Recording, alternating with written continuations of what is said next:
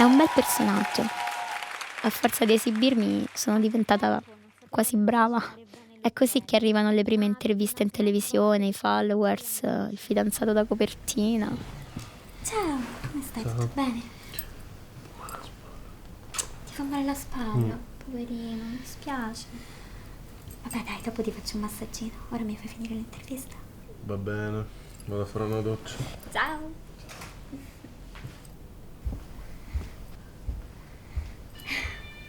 Un fidanzato rugbista?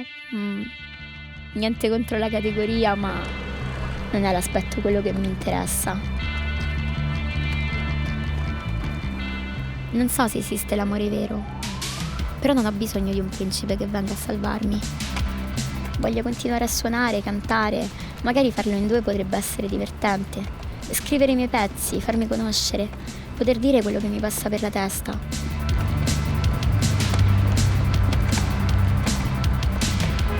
Devo anche proteggermi, però. È per questo che ho un lucchetto sul petto.